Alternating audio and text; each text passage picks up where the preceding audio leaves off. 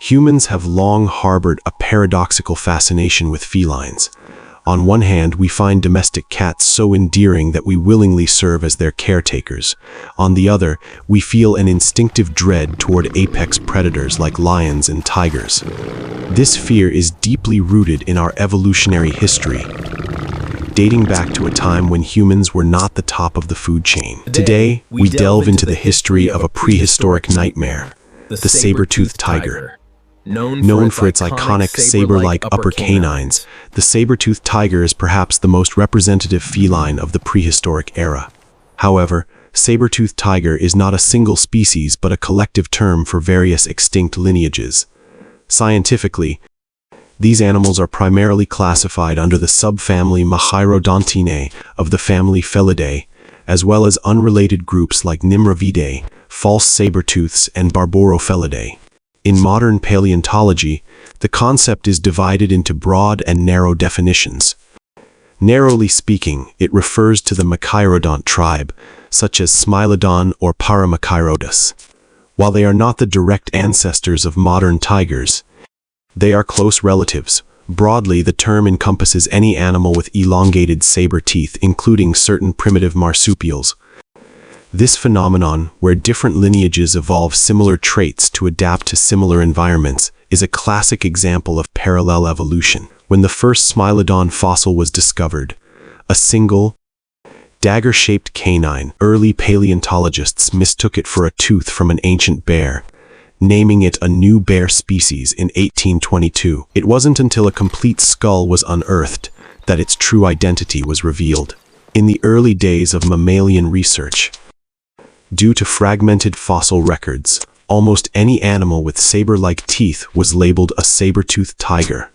Even today, the name is often used loosely, despite the fact that saber teeth appeared multiple times across distinct animal groups throughout evolutionary history. Despite being called a tiger, was the Smilodon actually related to modern tigers? There is a common misconception that they are the direct ancestors of today's big cats. In reality, the Machairodontinae and modern felines share a common ancestor known as Proilurus.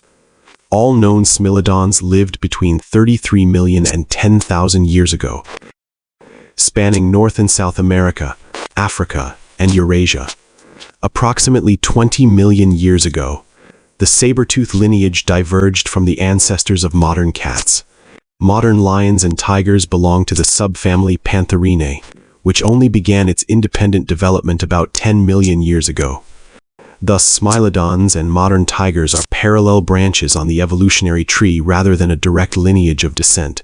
The evolution of large felines generally followed three distinct paths. The first is the light and fast type, represented by the cheetah, slender, built for speed and agility. The second is the balance type, represented by lions and tigers, which possess both strength and flexibility, making them the most versatile predators today.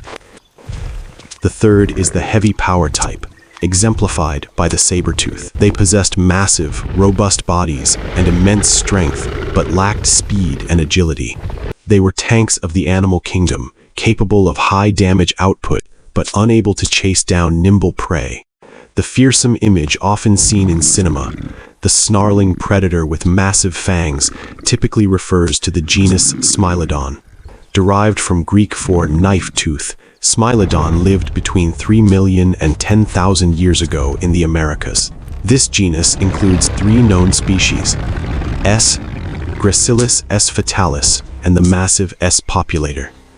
The latter, native to South America, was the most formidable of the clan, reaching weights of up to 470 kilograms, far heavier than any modern lion or tiger, with canines reaching a staggering 28 centimeters in length. Physically, the Smilodon resembled a bear or a hyena, more than a modern tiger, with a short tail, powerful limbs, and a thick neck. Despite their intimidating appearance, their bite force was surprisingly weak, only about 1/3 that of a modern lion. To compensate, they could gape their jaws to an incredible 120 degrees compared to a lion's 60 degrees, allowing them to use their canines as precision stabbing weapons. They were ambush predators. They would use their immense forelimb strength to pin down heavy prey like mammoths, rhinoceroses, or giant ground sloths, then deliver a lethal slash to the throat or soft underbelly, causing the prey to bleed out rapidly. So, why did such a powerful predator go extinct? The answer lies in their extreme specialization. Around 10,000 years ago, as the last ice age ended, the climate warmed. The cold-adapted megafauna, the Smilodon's primary food source, began to vanish. Compounding this crisis was the arrival of early humans, who were skilled at collective hunting and competed for the same prey. As the large, thick-skinned herbivores disappeared, the Smilodon's specialized teeth and heavy build became liabilities. They were physically incapable of hunting the smaller, swifter prey, like deer or wild horses that came to dominate the landscape. Under the law of natural selection, the Smilodon could not adapt to a world without giants, and their lineage finally came to an end. Today, the La Brea tar pits in California have yielded over 3,000 Smilodon fossils, providing scientists with remarkably well-preserved specimens. Researchers are currently attempting to extract DNA from these remains. Beyond merely understanding their past, there remains a glimmer of hope that one day, through the wonders of genetic science, this ancient king of the Americas might once again walk among us.